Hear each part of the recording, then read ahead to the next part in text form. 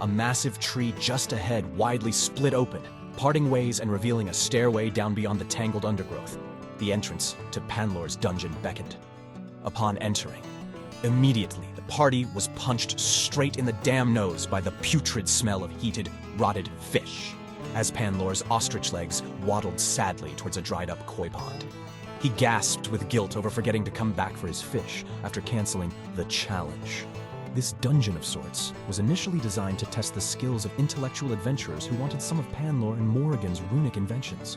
The duo set up a series of ciphers given to the public, and it was a popular event. Too popular. What was meant only for trained adventurers, but plenty of ill-equipped commoners attempted to find the dungeon too. Some near obsessively, resulting in handfuls of dreamers losing their lives. Once the growing hazards were realized, Panlore and Morrigan called off the challenge. Only Lux needed to escape to a corner of the room to puke her brains out. Everyone else gave a slight dry heave and pressed forward to trying to solve the puzzles in order to arm themselves against the angry teenager Nolki. That aside, the dungeon was made of weathered stones, adorned with tendrils of emerald moss. A palpable aura of magic lingered throughout, powered by intricate runes that plugged into slots of the walls where glowing veins connected one to the next. The Fallen's Fellowship struggled a long while on the first couple puzzles, but after that, they cruised along for the most part. They were faced with requests for fire, ice, life, and sacrifice that needed to be presented to 4 statues. A few quite emo attempts by Lux repeat hacking a wound into her hand to drip blood onto the sacrificial statue, and the strange fungal chest pup Salzerbad placed on top of another statue, as the elemental duo handled the rest. The 4 statues turned and revealed the most memorable puzzle as they each pointed at whoever stood in front of them. Us knighted wizards congratulate you on your progress thus far. Now, you must pull the finger of the one whose path you choose. For some ridiculous reason, Tartholemu thought to pull Gribble's finger, which resulted in a fart. Can't be worse than the dead fish, at least. The name plaques of each wizard read as Pass, Vade, Ender, and Prize. On each side of the room, the hisses of giant cobras threatened to become unleashed upon a wrong selection. Desperately not wanting to do combat, the party long hesitated after that, falling into a quiet contemplation. Eventually, Lux stroked her chin, and inquisitively she asked aloud, "Perhaps if we do what the plaque says, knighting the 4 wizards." Then Tartholemu whipped out his staff, and after only a moment of stumbling, realized the solution was in the name plaques, as he proudly and excitedly dubbed each of them Survive, Surpass, Surrender, and Surprise. Now the party had more information to work with, and lucky for them, they chose correctly to surpass this room and blew through the final puzzle after that. The Fallen's Fellowship, along with Panlore, were celebratory as they descended another flight of stairs, seeking out Panlore's coveted magic stash. However, the place was entirely ransacked, emptied and ruined. Tartholomews' high perception caught a glimpse of a red scarf on the floor doused in blood. A poem wrapped within it, written by Nolki to Panlore, detailing the boy has, from the very beginning of their relationship, been plotting to end Panlore and Morrigan. This angst being brought on due to Nolki's father. He was a laborer whose job was impacted by the development of runic technology. They weren't well off enough to afford job retraining, so Nolki's father took his own life after losing his only source of income, and Nolki became an orphan, wanting revenge ever since. Panlore was visibly shaken up by the realization, a bit in denial at first that anyone could have been impacted to such a degree by his and Morrigan's invention of runic technology.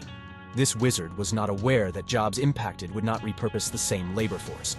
He had been convinced the development of runic technology was to bring about a happy revolution to all, where access to warmth and cool as the climate worsens would save lives. Not to mention how much safer runic technology is, compared to reliance on fire-based heat and light within homes that chronically result in tragedies and accidental deaths all across Gikarin.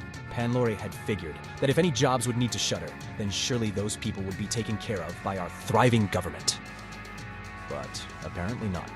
This result was mortifying to Panlore, who means well, but his intellectual prowess is narrowly stuck in his wizardry books, leaving him naive to the extent that the absence of safety nets inflicted within our empire he proudly helped industrialize. This is a sink-or-swim society. While Panlore swam up waterfalls ever closer to the sun, others sunk into cold, murky depths of despair, such as apparently Nolki's father. And now, Nolki has a score to settle with the inventors, who he blames for his father's deliberate ticket into oblivion. Despite all this, Panlore continued to insist that he and Nolki, while rough at first, had otherwise made tremendous progress. them, along with Morrigan, were bonding warmly and feeling more and more like a proper family by the day. There was just no way he could possibly believe all of that was just mere acting from Nolki. The young teen's collapse in behavior was rather sudden. He had been isolating himself a bit, and then, well, all this happened. It would seem the reason Morrigan never met up with Panlore at Café Nornis like she promised after freeing Panlore from his cage was because she came to this very dungeon to gear up, but must have been followed and ambushed by Nolki and mercenaries. Morrigan is a tough cookie, an artificer-artillerist capable of defending herself. Gribble pondered if perhaps Morrigan and Nolki were secretly in cahoots, and that maybe she has been planning on betraying Panlore too. The wizard turned ostrich did not take kindly to this suggestion. Panlore firmly and sternly shut the idea down, stating he would not permit any further slander of Morrigan in his presence. He passionately moved that he would be nothing without her. They are soulmates, of a non-romantic variety. Their love of their research and combining that passion is something most could not understand unless they experience that kind of bond for themselves. Not a fiber of Panlore's being would remotely consider her betrayal a possibility. Period. Panlore switched gears, feeling confident that Morrigan was safe, because if Nolki truly wanted her dead, he would have left them a body to find here. While the danger has escalated to that of a hostage situation, Panlore continued expressing belief that he and Nolki could work this all out. Somehow, some way. It was an oath he took when adopting Nolki, to care for and love him through all challenges. Panlore was speaking as if well prepared to lay his own life down to help calm Nolki's storm. Something the player party did not wish to entertain as an option, not in the slightest.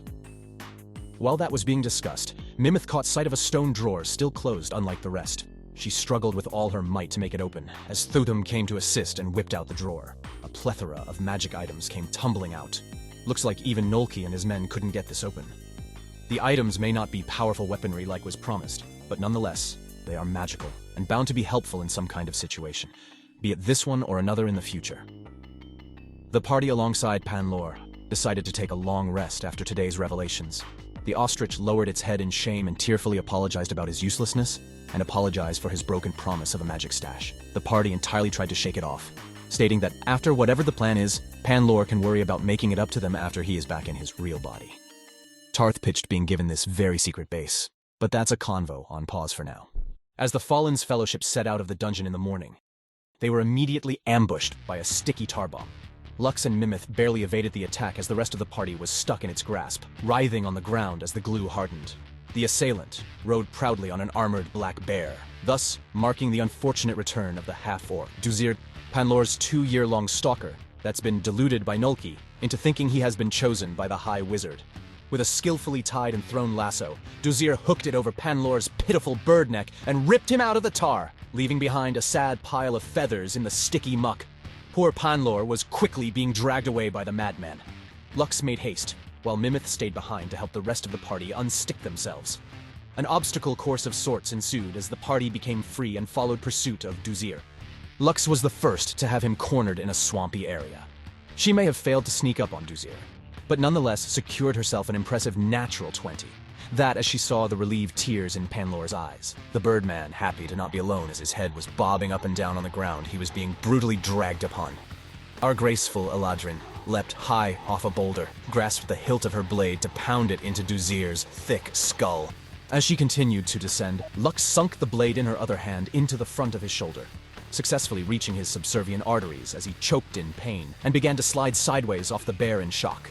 Thankfully, just in time as the rest of the party caught up and helped her to beat the obsessive asshole birdnapper to a pulp. Duzir was unconscious and restrained by the party as the mercenary turned bear conceded and agreed to help, particularly nervous while staring at Thotham. A nasty storm was brewing though, so they all needed to take cover. Lux and Gribble struggled with securing their tent enough, lacking proper strength. Mimith came over to assist, but due to her infamous clumsiness, ended up falling forward and shredding their tent with an unfortunate natural one, as her head and tail simultaneously drooped in despair. Lux and Gribble moved to reassure her they knew it was an accident and weren't mad and would figure something out.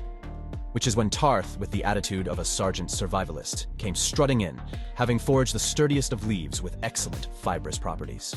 This son of a tailor made quick work of putting the tent back together, perhaps even a little bit sturdier than it was before the damage.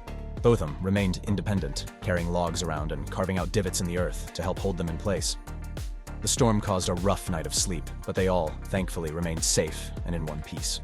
Upon sunrise, a giant eagle inopportunely dropped a hunk of a fucking stone right on top of Thotham's head, knocking him unconscious as he was caught in a daze, being sent back to the time of his backstory, unintentionally revealing parts of his past. The following backstory reveal was only partially pieced together by the player party, but for sake of narration and player comprehension, the details of this one event in Thotham's backstory are written fully. The Trial of Fogs, a biannual event hosted by Northern Goliath clans, where each participating Goliath must spend the coldest 100 days alone in the mountains to fend for themselves and protect their flame. Each clan nominates 5 young adults to be eligible for promotion within their clan's hierarchy. Sabotage from other clans was expected despite there being no reward for doing so. Violence was strongly discouraged, and yet it happened every time. One very late evening during the trial, Thotham awoke to hearing the duress of a fellow clan member nearby his cave. Looking down lower in the mountain, 3 members of an opponent clan were attempting not just to put out the flames, but outright murder. A tired Thotham hesitated, battled between the culture of clan first versus the upbringing of his father to not trust or help others, that which was beaten into his head. But as a victim's shout escalated to that of abject suffering, Thotham's body acted on instinct. He lunged off his higher level and fell straight on 2 of the attackers like a fucking avalanche, crushing them beneath his massive form. He stood up from their broken bones that served as just enough cushioning needed to help break his own fall. His arrival stunned the 3rd opponent just long enough for his fellow clansmember to manage to sink her spear into her assailant, after rising from her face that had been pressed into the coals of her flame, which left her blinded. Despite her immense suffering, this woman aggressively charged the attacker straight off the cliff, nearly falling off herself due to being unable to see, and would have died if not for Thotham grabbing the back of her collar to pull her swiftly back to safety as he assured her, "It's over. You're safe now." Hearing his words, she turned around while seething out in pain, her face still glowing from being actively burned. She reached her arm out to feel for the ice of her cave wall and then slammed her face into it. The sizzle of her burns against the ice whistled out with the same intensity as her holler, fully damaging the nerves in her face, but that was preferable to the burn spreading any further, risking fully blinding her. After overcoming the worst of the pain, she finally calmed and turned to face with her remaining good eye. "So, you're not so bad after all," she half-jokingly said before groaning as the wind pierced her burn, but she pushed herself to continue speaking between tired, paced breaths. "I'd be dead, or who knows what if not for you. You have my gratitude. Take all they left behind. You earned the trophy of your kill." Thotham had for the most part not interacted with people outside his own family within the clan. He was anxious and confused by his own impulses to help. He couldn't muster to acknowledge her any further, and needed to get back to his flame. So he took the goods from one of the Goliaths he killed, but left the other untouched for her to make use of. But as Thotham silently took his leave, she called out again with a bit of sass. "Hey, I meant it. I'm grateful, not pitiful. Take the other's loot too, lest you be insulting me in addition to not even bothering to fucking acknowledge me." Thotham froze up, as some long-lost curiosity within him began to stir. He turned back to grab the rest of the loot, peeking from the corner of his eye, and could see the woman bandaging her head. Half her face was severely burned, significantly disfiguring her complexion. Thotham instinctively reached for his own face, imagining how painful it must have been. It made him even a little sick, and he wished in that moment that he had the ability to help heal her. He pondered how her burn would always be a reminder of nearly facing death at the hands of selfish cruelty. Much like how his father's lost arm is a permanent reminder of his lost honor and pride. "What's your name?" She called out matter-of-factly in an amicable tone, but one that wasn't going to take no for an answer. Thotham could hear his father's voice in his head curling back, instructing him to not trust anyone. But some secret, long-forgotten desire for connection plucked his name from his own throat. "Thotham," he flatly answered, with a long pause before miraculously mustering the ability to continue speaking. "And your name?" She chuckled and spit blood from her mouth to the opposite side of where they stood before crossing her arms with a half-smile facing him, not ashamed of her newly deformed face in the least. A level of unapologetic confidence Thotham found himself caught off guard by. "The name's Kagya. Thanks again, Thotham. I'm sure I'll be seeing you on the flip side. Be safe out there." Thotham took the clothes of his downed enemies and hung them outside his cave, as a warning symbol to any who would dare try the same attack on himself. While still a great challenge, Thotham was one of 3 members of his clan to complete the trial, alongside Kaguya and Pugan. A celebration cheered loudly upon the victor's return. The clan elder Kekia greeted the 3, but could not hide her forlorn expression looking at Kaguya. The burned Goliath warrior stepped forward to the elder and whispered something while staring at Thotham from the corner of her eye. An anxiety stirred in Thotham as the whispers of his father's influence started to grasp at his mind. This is what you get. She's painting you a fool, likely framing you to get more honor for herself. Thotham glowered bitterly, and a storm of self-deprecating words flooded his mind for having been so stupid. But as Kaguya brightly stepped away from the elder to stand beside her fellow trial-goers on the log platform, the elder faced the clan and boldly announced, On an unprecedented account, not only do we have 3 newly proven Epsilons in our midst, one of them has proven themselves the honor of being immediately ranked as a Gamma. A gasp came from the clan audience, drizzled among curious whispers of excitement. A fast promotion to Gamma is incredibly rare. From behind the platform, Thotham could see his father within the crowd, skepticism painting his hardened face as he shook his head in disgust. The elder continued with announcing the honors one by one, starting with Pugan being bestowed the honor of the wolf for his cunning while helping protect a member from a different clan who was in danger. The elder then moving on to Kaguya, referring to the woman that Thotham saved as her daughter. Thotham's eyes widened at this realization. He had been so sheltered from the other members of the clan, isolated to only his family, that he felt incredibly dumb for not realizing who she was sooner. It's no wonder she was going to backstab Thotham in any minute now. Her whole family has some kind of deep-seated vendetta against his. But Thotham never understood this. Why? Thotham's father, Tholok, also threw his hands up, agitated from within the crowd, and Thotham assumed they must be having the same troubling thought. Let me guess. The elder is going to make her own daughter the Gamma, isn't she? Such a thing would be distasteful. Would the tribe simply accept such bias for one's own blood? Or do others secretly scorn the elder family's hunger for power too? But as this flood of anxiety swirled within Thotham's mind, preparing himself for the trickery his family always warned him of, the elder continued to speak. My dearest Kaguya, you have earned the honor of the Cod. You were outnumbered and attacked, and while you needed aid to successfully thwart that insidious ambush, you nonetheless endured the rest of the trial, in spite being delivered an inhumane level of cruelty and pain. Those men intended to kill the daughter of this clan's elder just to make a territorial statement, and yet you bore it on the chin and pressed on. Now please step forward and accept your place as an Epsilon. The clan cheered mightily for Kaguya as she walked past Thotham to ascend up to the log platform. But before fully ascending, she looked over her shoulder to give Thotham a coy smirk. While the entire clan was loudly expressing surprise, none were more surprised than both Tholok and Thotham alike. Tholok's jaw hung with disbelief. There were only 3 who passed the trial, and the first 2 called were not made the sole Gamma. The poisonous voices polluting Thotham's mind were suddenly silenced, bewilderment as expectations crumbled. Thotham's breath was seized as the clan elder continued to espouse her accolades of him to the whole clan. Thotham, you have tremendously earned the honors of the wolf, cod, and lion. You outwitted a hungry pack of wolves. You, on instinct, plunged yourself tens of feet directly onto hostile enemies and saved the life of my daughter. You two united as members of this clan to defeat your foes, of which outnumbered you. You have my personal gratitude, young man, and I shall be giving you a team of your own to lead. Please proudly step forward. Even in this moment, Thotham felt entirely skeptical of the elder's intentions, but her warm smile and tearful eyes of appreciation partly thawed the ice that kept Thotham hardened. This was the very beginning of many realizations to come for Thotham.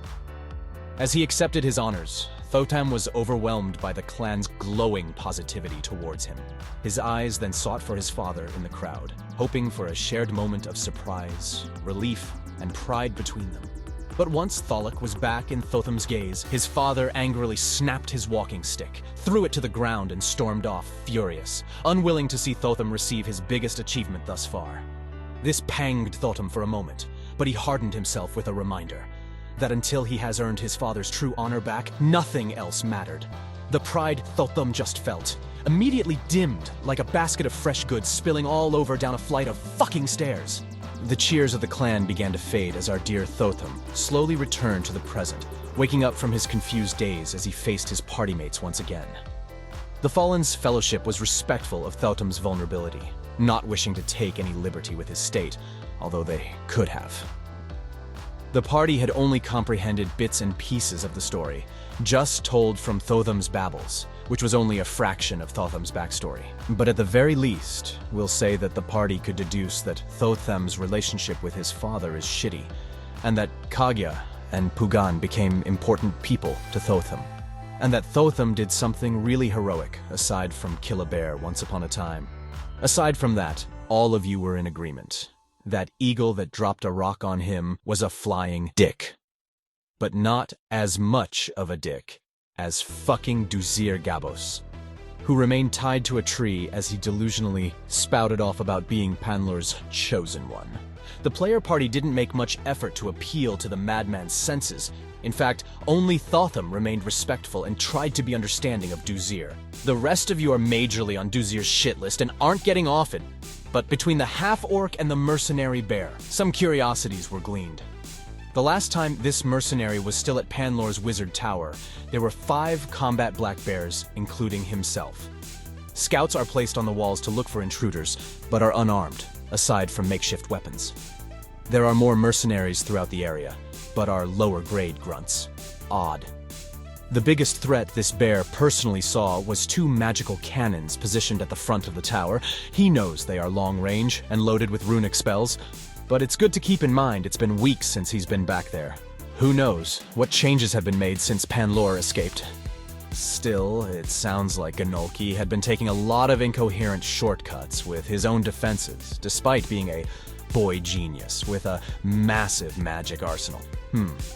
All of you have said multiple times aloud, something isn't adding up here. Nonetheless, the party came together and arbitrated at length to come up with a plan, deciding to split yourselves between 2 groups.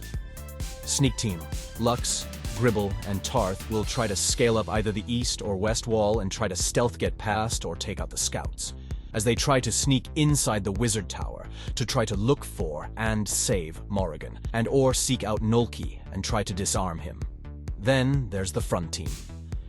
Mimith and Thotham plan to directly approach from the succulent garden entrance. 2 strategies were discussed, either trying to hand over Panlor but wanting a reward for it, dropping Duzir's name as someone that told them where to go, or to arrive with protest signs stating Panlor has ruined their lives with runic technology. An attempt to appeal to Nolki's sympathy, so the front team still needs to make a firm decision here.